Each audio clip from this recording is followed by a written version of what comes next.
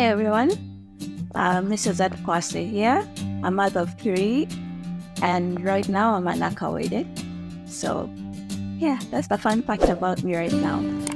I'm so passionate about women and girls. You know that moment when you walk in a room and there's a powerful woman and she's speaking? Yes, I wish that for each and every woman here listening to me. I want to talk about transitioning from college to career. This video is mainly for people that have just left campus. And I want to tell you my experience, how it happened for me, and maybe you can pick a leaf or two from how it happened for me. So most times I interact with people that have left campus and they want to dive straight deep into career. And the problem with us being here in Uganda, it's more of who do you know, what connections do you have and all that stuff. And unfortunately, it's not like that for everyone. So how it happened for me is I started off immediately after campus. I've had parents. One, my dad is strictly white collar jobs. My mom is business oriented all through her life. So I've had a taste of both. So of course, everyone leaving campus, they're like, you have to look for a job, blah, blah, blah. But for me, I thought that if I do my own business, it would be okay than looking for a job because it's a struggle. So anyway, even with business, I didn't have that much capital. So what I did is I went downtown. Downtown has so many things. The earrings of 5K, 2K, those things. And I went there to explore what I could do, to kusubula what I could do and bring uptown and, try to get 1,000, 2,000 off, which is very rare for most campuses. Most people want njaulo. I'll call it njaulo, that is so big. So you buy something of 20,000 and you want to sell it 150,000, which is ridiculous. So anyway, back to my story. I went downtown just to, to see what I could do, how I could, make money out of the little. I think I started with about 50,000, which is ironic. I know people talk about start with what you have and blah, but this is a true life story. So I went and did earrings, and I bought earrings around like 10 pairs. And I used to walk with them everywhere that I would go. So whenever I would see my aunties, I have aunties that are like high class aunties. So I would try to get earrings that would match them because they were my first target market. So I got the earrings and I took them parties, family gatherings. I'm going to visit this, I'm going to visit that one. I take them. And then they were amazed at the earrings. I'm like, yeah, this one is 20,000, something I'd bought at 7,000, 8,000. I sold it at 20. So that's how I got the difference. So after that, I went in for handbags. After accumulating the little profit, I went in for handbags. Now, I had a specific customer that would buy one handbag every week, almost every week. Like, she would keep calling me, do you have new handbags? Do you have new handbags? So that was literally my target market. That one individual was my target market. So after selling about 10 earrings and getting that little profit that I would use to buy that one handbag, I first took pictures for her and she told me, get for me this exact handbag.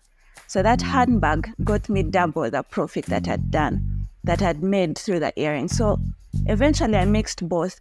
But along the way, after gathering money and making enough stock for myself, I decided, let me go for the campus bazaars. So I went to KIU. When I went to KIU, you know how you talk and your, customers come and blah, blah. So there are these two men that came by and they were, just talking and flirting with girls. I wouldn't say flirting, we weren't literally flirting, but how guys talk.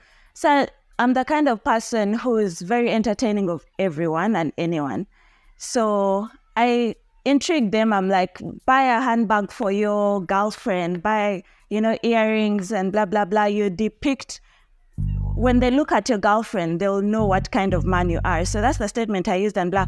So one specific guy out of those two guys kind of caught my attention. No, I caught his attention. So he's like, what did you study? I told him. I'm like, how come you studied? And this is, by the way, like 2 years after campus. So he's like, how come you studied this and you're here, doing handbags and earrings?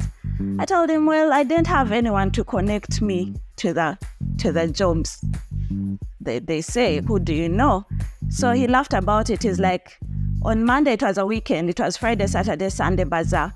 So on Monday, please send me your CV. He gave me his card and blah, blah. I was like, this is just a guy, ayaga kunkwana, things like that. But anyway, I did, so I sent him his CV. He was working with IDI, Infectious Disease Institute, for those that know. So after a week passed of me sending him his CV, my CV, he called me and he's like, come for an interview. I was so shook. I was like, this can't happen. I went for the interview. It was a practical one. I know my computer. I did the interview. Before you knew it, I was into the work environment. The moral of the story is some of the things I'm going to talk about in this video. I'm trying to link them to what I went through.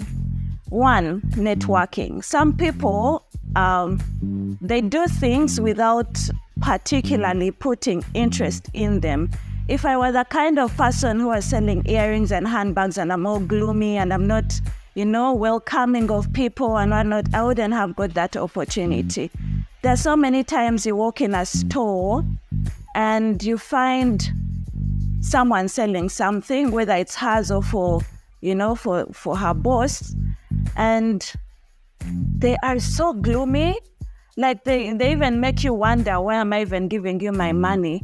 And you don't know what opportunity comes with the people that walk into your life. There are so many people that have walked into my life that have brought so many opportunities. And I just request people that you shouldn't take the people that you meet for granted. If you've had a bad day at home, or if it has started from home, leave it there. If something has disorganized you, don't throw it onto the next person that you see, because that next person could be your angel. That's one. Number two is people, instead of thinking outside the box, I know everyone wants to work in an office, office environment and whatnot. And I didn't think that. I wanted to start with the little that I had. I know people out there will say, like, not everyone has capital, not everyone has that 50,000, but you could start off with helping. People's help nowadays is for pleading for. It's like you're doing someone a favor, helping them or whatever. Helping someone can lead you into so many more, opportunities. You see jobs asking for volunteers and you're like, how can I work for this organization or this person or whatever? The right word in Luganda is munyoma, like munyoma, different things, Someone has called you for something like, okay, now the businesses that I do are into food production and supply, food supply. So I could send out a job application, job search for project manager, something. And the first questions I would be asked are, how much salary? Salary shouldn't be the first thing you ask when you're out of campus. Someone gets an opportunity of working with an organization, a big organization, and they tell you we are going to start with 350,000. When I started my work, I started with IDEA, it was a good salary. But when I was starting to work, one thing my dad always told me is don't look at the salary.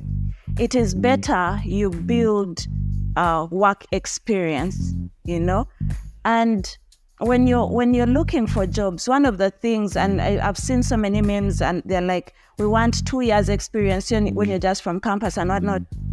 You need to build your job experience more than the salary that you get. It is easier to land yourself a better job when you're already working. So I sent out a job, application for project manager. And the first thing they ask me is, how much are you paying? I tell them 400,000. 400,000. So someone is calculating. My question would be, do you have the 400,000 in your pocket right now monthly? I decided, instead of employing people that are more salary oriented other than more vision oriented, I decided I move with my girls, my house helps that I use at home, because guess what? I saw the determination of them wanting to learn, to do better in their life. I told myself, it is better to work with someone who is passionate about your business than to work with someone who just wants money out of it. Right now, my girls, I'm planning, I increased their salary, and I'm planning to do more next year for them, because they've been of big help to me. But now you imagine someone who's from campus, apparently you've studied, and you've studied for 3 years, and you're getting a salary of 400,000. Most people in campus don't pay their own fees, right? So imagine someone who's complaining, earning 400,000. Why are you the one that paid your fees? Why is it hurting you so much? I mean, you're going to work. Yes, your parents paid, yes. But even with a salary, are you going to pay back your parents with it? So why would you be so cringe about what you're going to earn? That's not the topic. The point here is, don't look at the salary. If it pushes you through your basic needs, you're getting 400 and it's helping you with the transport. If you're still staying in your parents' home, then you're not paying rent. So why can't you calculate and see that 400 is going to work for you as you look for something better? That's just a piece of advice that I'm giving people out of campus. Another thing, learn how to sell yourself as an individual. So many people, I've seen youth, and it really irritates me. Okay, anyway, I've passed there. I know maybe it's just a phase. It was a phase for me. I've gone through campus. The dress code is different. The peer pressure is different. Everything is different. But I didn't have someone to enlighten me the way I am now, the way I'm learned now. So some people, you feel you deserve to move with the trends, yes, of the trends of this world. You don't expect someone to approach you when you're looking, kundi show, you're showing off yourself, you have piercings everywhere. I mean, imagine you're looking for a husband and you want someone who's rich, you want someone who's, well-learned, you want someone who's well put together. Are they going to come and find you with your short skirt and belly button out and I don't know what? I know it's the new trend, but is it right for you to just keep jumping onto the new trend because that's what it is? And yet deep down, my brother always asks me, he always asks, why do girls put on short things and then they keep pulling them down? What's the use? I mean, you left home with your short skirts, with your short dresses. You knew in your head that this is going to be a bit disturbing for you to move, but you persisted to move with it. It's the same thing with finding employment. You could easily find the boss that you're supposed to be working with in a restaurant down, and your look is bad.